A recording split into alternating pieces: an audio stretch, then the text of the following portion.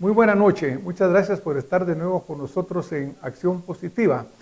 Vamos a seguir trabajando en aportar para que los ciudadanos tengan información sobre lo que está sucediendo en Guatemala y particularmente lo que está sucediendo en aquellos ámbitos tan sensibles como es la educación, como es la salud y muchos de estos temas relacionados con la pandemia que nos está azotando ya por 1 año y medio y que aparentemente, de acuerdo a la opinión de diferentes expertos, a la opinión de instituciones como la Organización Mundial de la Salud, pues es algo que ya es endémico, va a seguir acá con nosotros 2 o 3 años más y obviamente, aunque nos ha costado, tenemos que seguirnos acostumbrando a convivir con la pandemia.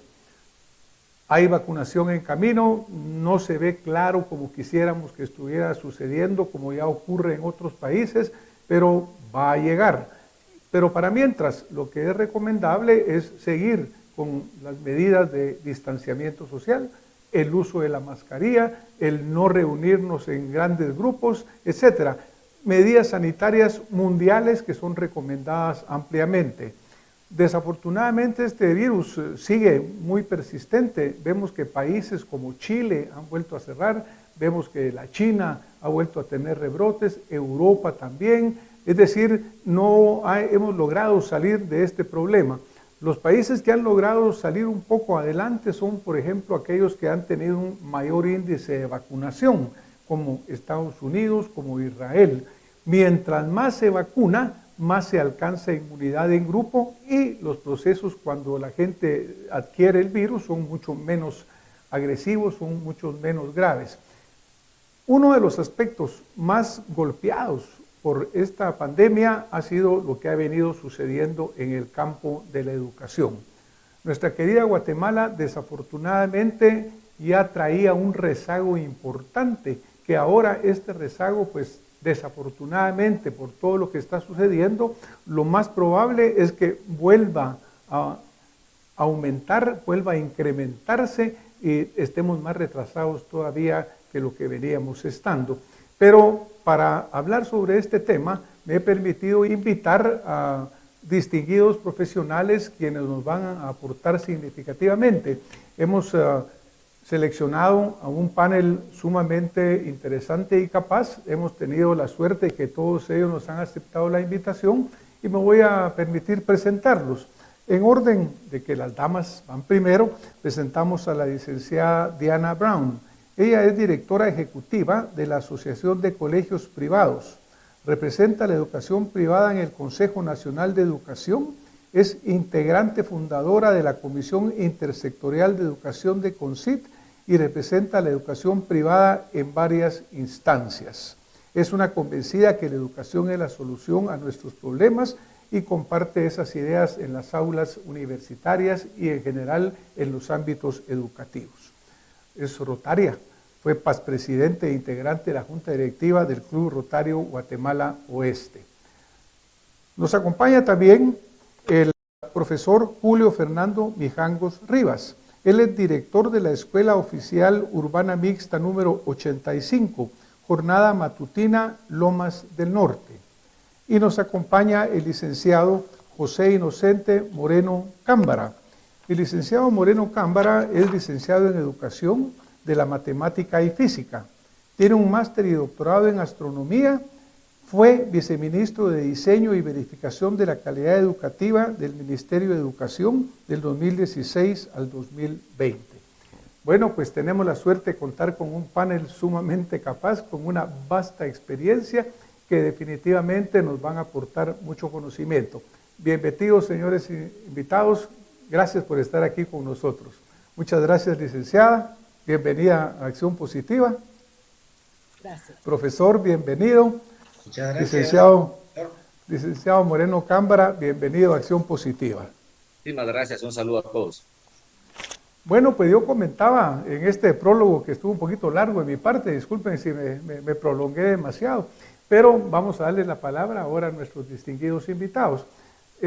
Obviamente, cuando hablamos de las ciencias de la salud y hablamos de los médicos, hay quienes están en la primera línea, hay quienes estamos un poquito atrás, pero obviamente todos involucrados. Cuando hablamos de la educación, pues son los profesores que están en las aulas, quienes están verdaderamente en esa primera línea de lo que está sucediendo. Y es por ello que quisiera dar la palabra para empezar al profesor Julio Fernando Mijango Rivas, quien como director de una escuela está directamente recibiendo lo que está sucediendo. Sabemos nosotros que por el hecho de que no puede haber educación presencial en muchos municipios, incluyendo pues, la ciudad de Guatemala y los municipios alrededor, por el color que tienen en la gradación del COVID, pues muchas clases no pueden ser presenciales. Pero, profesor, ¿qué está sucediendo en la escuela que usted dirige? Cuéntenos. Les agradezco bastante por este momento que les voy a compartir, agradecerles siempre en relación a la situación bastante complicada. La variabilidad que se tiene en el semáforo no es estable prácticamente, ¿verdad? Así que semáforo porque se mantiene constantemente en cambio, pero sí hemos tenido bastante ajuste en ciertas cosas que tenemos que hacer prácticamente en trabajo docente, con los niños e incluso con los padres de familia. Situación que en un momento determinado vino a afectar, como usted bien decía hace un rato, la educación, porque desde el momento que se dio el aviso de que la pandemia había ingresado a la República, fue una situación bastante complicada. Nos tocó que reorganizar muchas cosas que inclusive no estábamos tal vez capacitados para poder hacer en un momento determinado. Fue una situación bastante compleja, difícil, y a la fecha aún todavía se sigue dando. Situaciones que no solo a nosotros como docentes, como Ministerio de Educación, como Estado, sino que también si nos vamos un poquito más a lo que es nosotros, nuestro trabajo, lo que es el niño, la situación que se vino a determinar con ellos, padres de familia que en su momento el desconocimiento total qué hacer, totalmente delegado, y ver también la situación, como usted comentaba tiempo atrás, qué ha pasado con la historia de Guatemala, cómo estábamos y cómo vamos a terminar, porque hay muchos padres de familia también que desconocen, no tienen conocimientos también que nos puedan apoyar a nosotros en un momento a poder determinar ciertas actividades que tenemos que realizar con los niños. Eso vino prácticamente a complicar la situación y a caer en un momento también de desesperación el qué hacer, o yo no sé qué hacer porque no domino este tema. Y situaciones también económicas, muchos padres de familia que se quedaron también sin trabajo, o en un momento determinado, bueno, no tenemos los medios, o sí tenemos los medios, pero resulta que el poco dinero que tengo lo voy a utilizar en un momento determinado para utilizarlo en lo que es la tecnología, o si uso la tecnología, dejo de percibir lo que es la comida. Entonces el padre de familia también eso le viene a afectar y viene a determinar qué es lo que más le va a favorecer y qué es lo que más le urge hacer. Pues muchísimas gracias, profesor. Mire, usted nos ha sacado acá una serie súper interesante de temas que obviamente se conocen, se vislumbran, pero por ejemplo usted ha tocado el tema de la parte económica, de cómo afecta esta pandemia a las familias, pues porque obviamente muchas personas o se han quedado sin trabajo o han tenido baja en sus ingresos en una forma o la otra.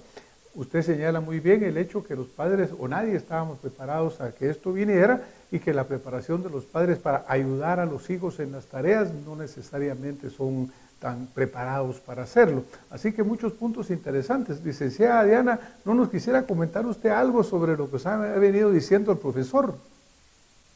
Efectivamente, yo concurro con lo que dice el profesor Mijangos en el sentido que aunque sean centros educativos privados, debemos recordar de que hay muchos que son pequeños y también con fuentes económicos muy limitados. Y los padres de familia de igual manera están sufriendo de que o tienen que tener una baja de uno de los padres de familia dentro del hogar, porque implica de que con la inseguridad de que un día el color del tablero de alerta sanitario es naranja, el otro día es rojo o hay algunas tendencias, es una incertidumbre muy grande. Entonces, como por ejemplo, yo creo el profesor no me dejará mentir, hace 2 semanas de un día para el otro nos cerraron las aulas. O sea, un lunes amaneció un nuevo acuerdo ministerial a que el día martes se cerraran las aulas. Doctor, ¿se puede imaginar cómo eso afectó a la estabilidad doméstica en todos los hogares donde estaban asistiendo algunos de los alumnos? Y creo que aquí es muy importante que los niños que estaban atendiendo centros educativos públicos y privados era voluntario primero su asistencia y a solicitud de los padres de familia, siempre y cuando se cumplía con lo que eran los protocolos sanitarios. Entonces, ese era como que tenían el permiso del Ministerio de Educación porque también tuvieron una visita ocular para ver que todo estaba en orden. ¿Por qué? Porque el bienestar del niño es primero, su salud. Y luego, pues, lo que es la interacción, sabemos todos, hemos estado leyendo en todos los medios de comunicación y todo lo que son los informes y reportes, lo que es la interacción es tan importante, porque estar ante una pantalla ya 14 meses no es, pues, si uno para adulto, hay un momento donde uno dice, me tengo que levantar, ¿cómo estarán los niños que tienen periodos, 10, 8 periodos, sí se les recortó un poco, ya no son de 45 minutos, 30, 35 minutos ante una pantalla? O sea, sí son aspectos que tenemos que aprender a vivir con ellos, porque como usted bien lo dijo, aquí, ni aunque nos vacunemos todos el día de mañana, aquí el virus no se va por 1 año, 2 años. Entonces, ¿qué es lo que debemos hacer, profesor? Espero que usted me confirme lo que es mi idea. Es que realmente hay que cambiar la metodología, hay que cambiar la educación, porque es otro el contenido, contenido no es, las competencias y las destrezas que tenemos que enseñar y de otra manera. O sea, sí, la brecha se ha profundizado, la calidad de la educación se cuestiona porque son modalidades nuevas que tenemos que crearlos, tenemos que ser creativos, tenemos que ser innovadores, porque esta es una situación de constante cambio.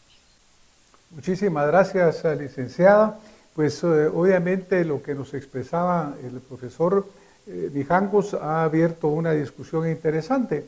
Le pregunto al licenciado Moreno, usted fue viceministro y la parte de la verificación de la calidad, recuerdo, fue una de las partes que usted trabajó muchísimo.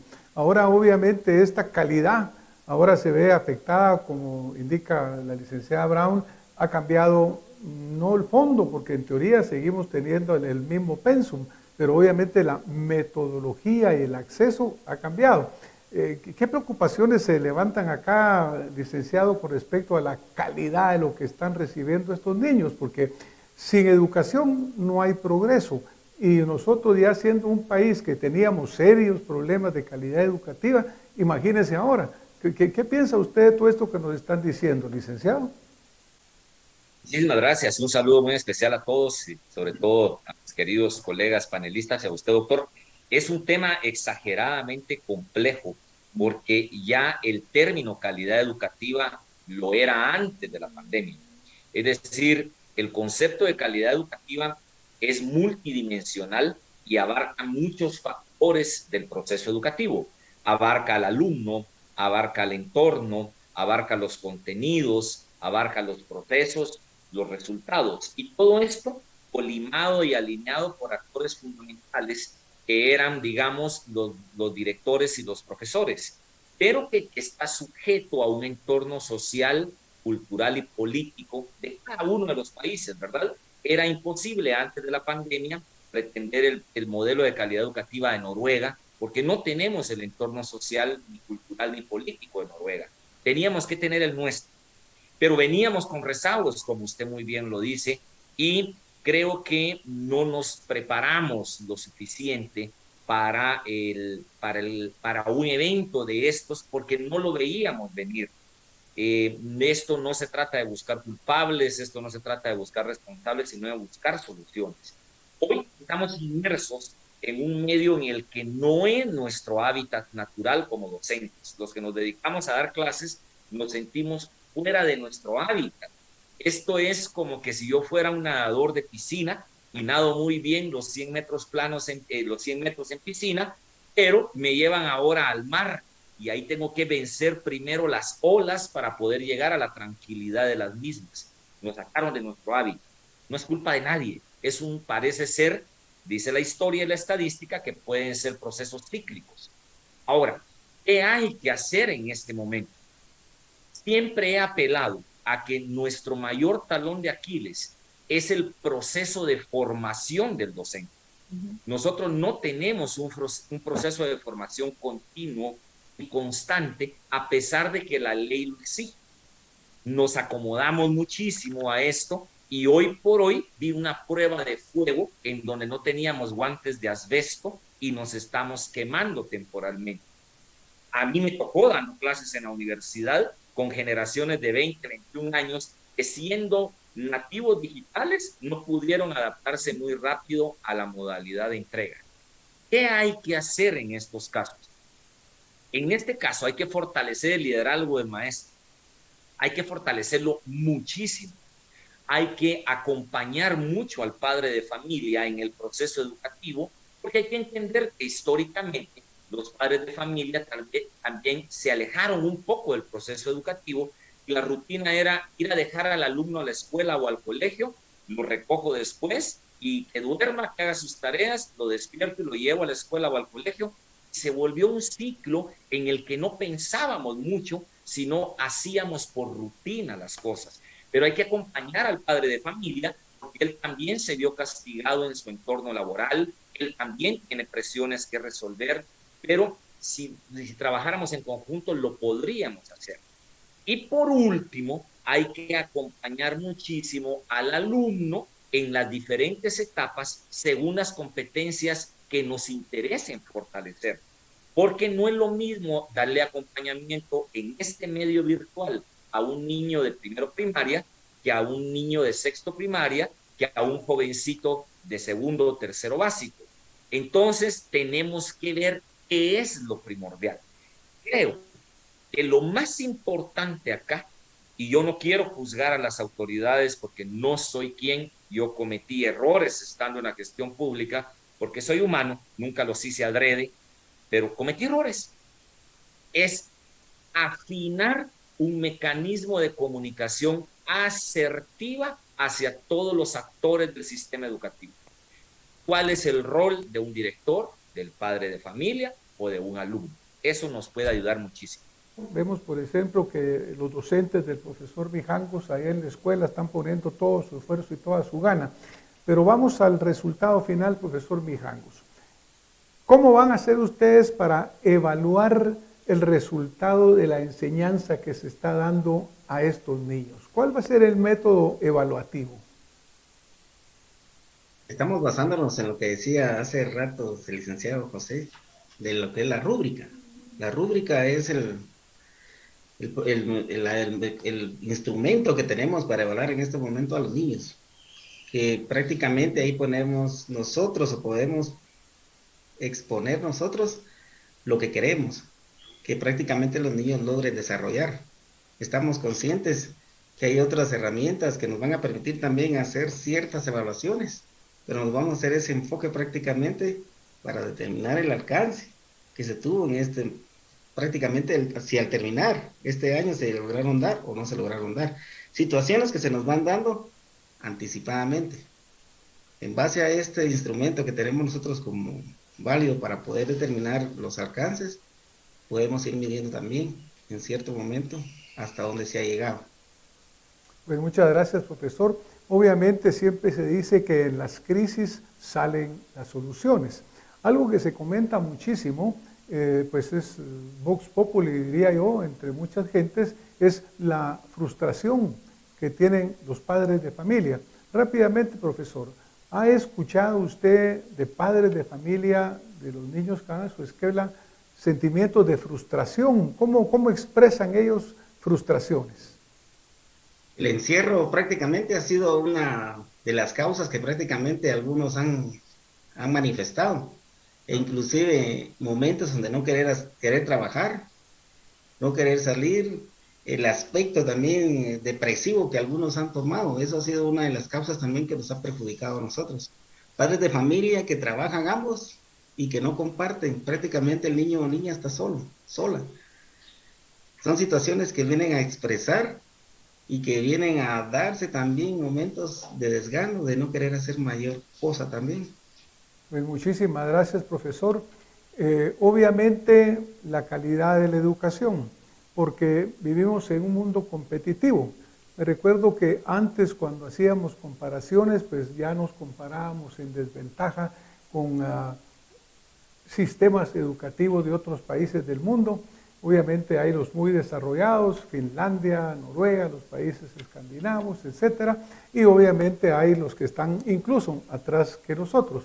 Pero obviamente la calidad educativa es fundamental, porque un país que no tiene niños bien formados, que no tiene jóvenes bien formados y profesionales capaces, pues le va a costar muchísimo más el desarrollo.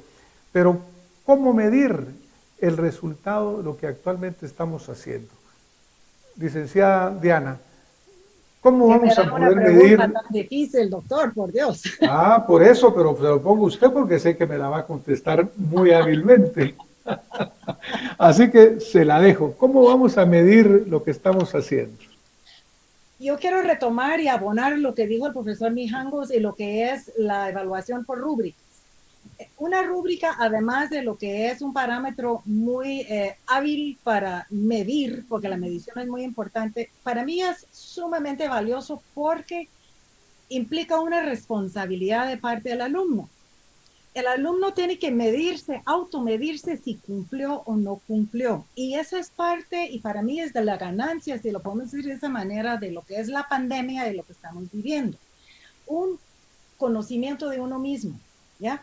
Entonces, si yo tengo una tarea, un proyecto, lo que fuese, y yo me va a ponderar mi docente a través de una rúbrica, esa rúbrica permite de que yo reconozca no lo hice bien, o sí lo hice bien, o lo hice a medias, etcétera, etcétera. Esa rúbrica entonces permite que el alumno mejore primero internamente y luego externamente. Entonces, eso primero hay que comparar, y la comparación es odiosa, yo lo sé, lo dicen las abuelitas, la decimos las abuelitas, las comparaciones son odiosas, sin embargo, se va viendo, yo entre mí no lo hice bien. Entonces yo no debo de medir si mi compañero lo hizo mejor que yo tengo que medirme a mí misma. Y esa es la calidad que tiene que desarrollarse, doctor. Bueno, yo creo que, como decía hace un momento, de las crisis salen cosas buenas porque también estamos viendo que se pueden generar cierto tipo de virtudes o cierto tipo de esfuerzos que al final son positivos en la formación de los estudiantes, pues para que ellos tomen este tipo de criterios, este tipo de acciones, este tipo de actitudes. Licenciado Moreno, ¿qué nos quisiera comentar usted con respecto a lo que hemos escuchado anteriormente de los dos distinguidos panelistas? Bueno, dos cosas muy importantes. Número uno, ese trabajo de rúbrica que se hace en la evaluación de los estudiantes también tiene que ser trasladado a la evaluación de lo que estamos haciendo como maestros o de lo que estamos haciendo como autoridades educativas en cualesquiera de los niveles. Por eso decía yo que hay que tener redes educativas donde se construyan rúbricas que nos permitan salir adelante como contexto. Entonces hay que tener una rúbrica dirigida al alumno para su evaluación, porque lo que Diana dice es cierto, es una ventana de oportunidad para que crezca él internamente, esa mejoría interna le permita ser mejor externamente. Pero es exactamente lo mismo a nivel institucional. Es decir, hay que construir rúbricas de calificación del sistema que nos permitan evidenciar los problemas que tenemos y cómo podemos salir adelante. Ese es un aspecto importantísimo. Bueno, vamos a tener que ir terminando el programa desafortunadamente. Yo quisiera darle un minuto a cada uno de los panelistas para que por favor me diera sus conclusiones finales, para que pensara qué quiere dejarle comunicado a la audiencia que hoy nos está viendo, que nos esté escuchando. Vamos a empezar por el profesor Mijangos. Profesor, ¿qué mensaje quisiera usted dejar en un minuto? Te agradezco bastante, doctor, para cerrar aquí el panel que usted estaba comentando. Un llamado a la población en general y en sí, a que todos nos unamos y que todos somos partícipes en este momento. No solo un grupo u otro el que tiene que hacer eso, todos somos, como se ha estado comentando. Si todos llegamos a esa concientización, considero que el sistema va a mejorar. principalmente la educación, porque vamos a ver que estamos en un nuevo proceso que prácticamente vino a cambiar todo y en el cual nos tenemos que adecuar e introducirnos y salir adelante para la solución apropiada del sistema prácticamente de la República, como también de lo que es toda la población en general. Muchísimas gracias. Gracias. Licenciada, ¿qué nos quisiera usted dejar como un mensaje que usted quisiera compartir? Yo quisiera que todos nos quitáramos la camisa de nuestras instituciones, de nuestras cosas particulares y nos pusiéramos la camiseta de Guatemala. O sea, somos un equipo con la voluntad unida. Regreso a la voluntad, todos en conjunto, con la meta final de un desarrollo integral del alumno, de la persona que será el ciudadano futuro, vamos a asegurar el éxito. Pero sin que yo hice, el otro hizo, él no hizo. Somos equipo, misma camiseta, Guatemala. Salgamos adelante peleando por la educación. Muchísimas gracias, licenciada. Licenciado Moreno. Bueno, en muy pocas palabras, número uno, que nos involucremos en el sistema educativo, que creamos en la educación, y número dos, una invitación a mis colegas docentes. Si algún profesional tiene la capacidad de ser agente de cambio en cualquiera de las sociedades, es el maestro. Así que yo los invito a seguir adelante. Quiero felicitarlos a los que han hecho y propuesto cambios, que continúen haciéndolo, pero que no desmayemos y que aprovechemos esta crisis para dar un giro lo suficientemente bueno y redireccionar la ruta hacia donde vamos. Pues muchísimas gracias a los distinguidos panelistas que nos han acompañado esta noche. Yo creo que vamos a extraer algunas palabras importantes de las muchas importantes que dijeron. Por ejemplo, lo que acaba de decir el licenciado Moreno, creamos en la educación. Yo diría, volvámonos fanáticos de la educación. Aquí tenemos un presidente que se llamó el presidente de la educación, el presidente Arévalo, y fue un cierto florecimiento que después no necesariamente tuvo el seguimiento que debería de tener. Pero creamos en la educación, creamos que solamente a través de llevarla a donde debe estar, este país se va verdaderamente a desarrollar.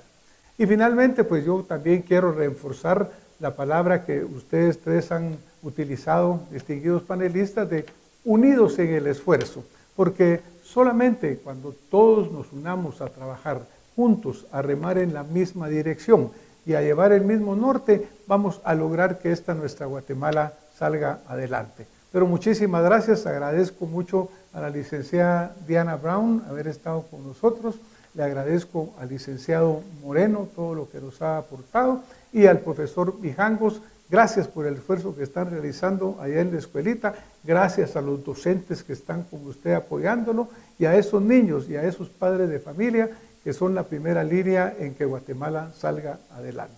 Muchísimas gracias, buenas noches y nos vemos la próxima semana con más Acción Positiva. Muy buenas noches.